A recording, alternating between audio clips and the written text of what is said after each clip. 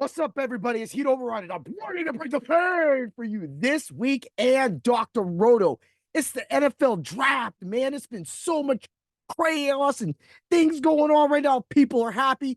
People are like, okay, it's just what was going to happen. A little predictable. But at the same time, hey, what would it be if I didn't bring the pain to it before the next round starts up? Oh, yeah. Right? Dig it. So, the NFL draft's been going off and everybody's all happy. We got Caleb Williams, number one. Bears fans are happy. They got Dunez. So we're looking. I'm not going to sit here and just review. Everybody's been reviewing every player all day long. Why do you need the same review, right? But the NFL draft has been pretty entertaining. What has been entertaining after the NFL drafts round one has been all of the people attacking the Falcons for picking Penix Jr. Oh, man. Okay. Look, I'm the first one to bring the pain. And I'm usually the resident, guy that's gonna be like, hey, he's not gonna be like good. Or I'd be like, hey, well, it's not gonna be good. Okay, I get that. But I'm not defending Penix Jr. and I'm not going to defend the idiocy of the Atlanta Falcons. However, when I see statements made like they just pretty much did this on Kirk Cousins, I mean, what do they don't they care what Kirk Cousins feel about this? I've been seeing these comments all day. Who cares what Kirk Cousins feels like? Okay, he's freaking old. He's not going to be around forever. And you're saying that this quarterback who has no skill at all, who is completely a raw talent, you're going to pick him to learn behind Kirk Cousins. And did we not forget about that? Did we not know what happened to Aaron Rodgers? Do we not know what happened to Jordan Love? Do we not know what happened? What did Kurt Warner do for Eli?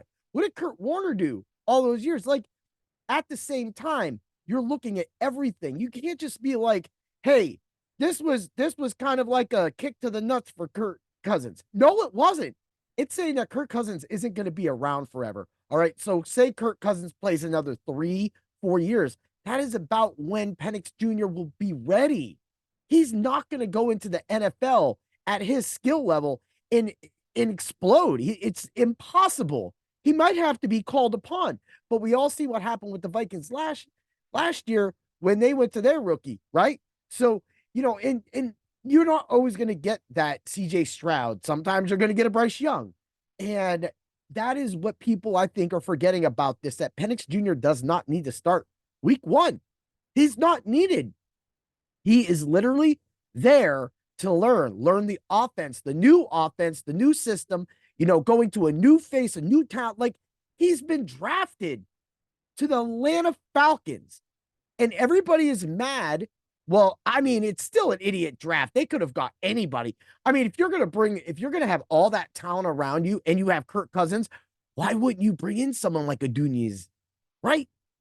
Sorry. It just like makes sense, right? Like, why?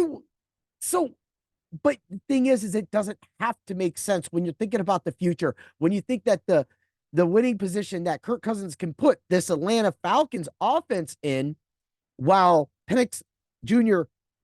learns, at the same time, they can stay competitive. So that when Bijan comes up a little more, when Pitts is he's at that stage right now where he might be starting to enter his prime.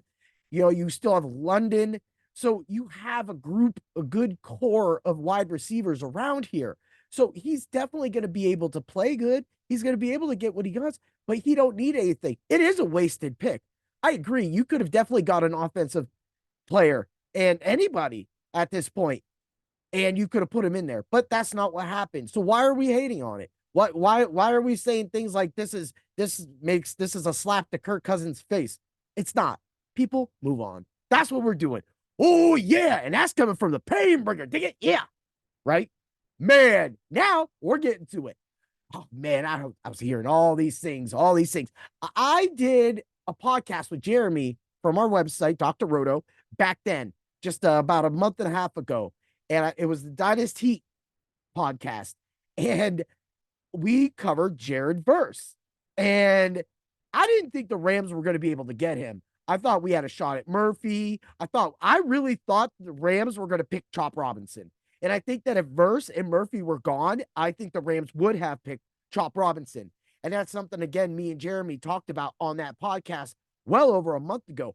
But during that podcast, I also said, we've seen crazier things happen, and we've seen Aaron Donald fall to the Rams. And what happened? Jared Verse is now a Los Angeles Ram. I mean, horns up. Let's go. Oh yeah. Woo! That's an exact I'm ecstatic. I love it. When we did that show, my statistics, my IDP and my modules put out that he averaged about 6.7 points per game in an IDP league for college under the scoring, module that I had. And that's not bad, because when you go back to it, if you went back to when I did my IDP awards of the year and I did my top 5, I talked about my top 5 and who gets those. When I did the IDP Heats awards, that show right there, a lot of the top players were 10. When I got into the defensive end, other than TJ Watt, they were all around 7.5. So if Jared Verse can step in, put up 6.7 points per game in an IDP league, or maybe around 7 or 8, that means he's definitely getting the job done for the Los Angeles Rams. And that is going to be an amazing, amazing career to watch, because I'm going to tell y'all right now, Jared Verse is the next quarterback nightmare. Oh, yeah. And he might win Rookie of the Year. Yeah. Woo! All right, man. Let's have some fun now. Let's end this up. I don't want it to go too long, right? Guardian caps have been approved. Guardian caps, like these big cushion things, go on top of the helmet. Like at this point, what are we going for? Dark helmet from Spaceballs? Are we going to go and just have these helmets so big that we're like, yeah, they're going to be safe? At some point, it's going to look weird. It's going to be like one of those, like, where everybody gets in those big blow up balls, and they run around and they try to play soccer in them, and they just run into each other and they launch each other and all that stuff. That's exactly what this is. That's what football is going to be. It's going to be like ping pong, man. You're going to shoot the running back up the middle, and he's going to get to the center and the guard, and the defensive tackles and defensive ends are going to be blitzing with the linebackers, and you're going to hear this song, ding dong, ding ding ding ding dong, ding dong, ding dong. Yeah, that's what's about to happen. Man, these helmets cannot get any bigger. And you're like, okay, calm down. They're not going to get any bigger. Man, I mean, that's a lot. That's a lot. Plus, it's a lot of weight. Now, you talk about it, you're going to save people with concussions. You've been doing this for years with state-of-the-art helmets. Now you're going to add something else on it. Did you ever think about the weight? Did you ever think about that extra weight on your head? That extra weight might actually, at one point during a hit, put a little more pressure or a little more circumference or a little more power, because it's heavier and now it's being hit at the same level. And now that it's going to be hit, say that extra weight makes your head go back a little more. I mean, you guys have tested this. I'm sure that there's somebody out there that has some explanation that's literally going to sound like we know what, right? But at the same time, you can't put that much. It's like if you're walking around, right? And then you decide to put 2 50-pound dumbbells on your shoulders. Now try to walk around. I'm not saying it's 50 pounds. Believe me, I'm not saying that. All right. So don't get smart. But at the same time, that's what it's like. Your body's not going to be able to take it. It's not used to it. It has to get used to it. You can't just strap one of these bad boys on and go out there and you're like, yeah, I'm protected. I'm never going to have a concussion. You still can have a concussion. And even if it lowers it, is the risk of the extra weight on your head. I mean, it's the same reason why people wear weighted shoes when they're working out, because they want better results. But that's for our muscles. That's not for your neck, your spine, your head, and everything in here.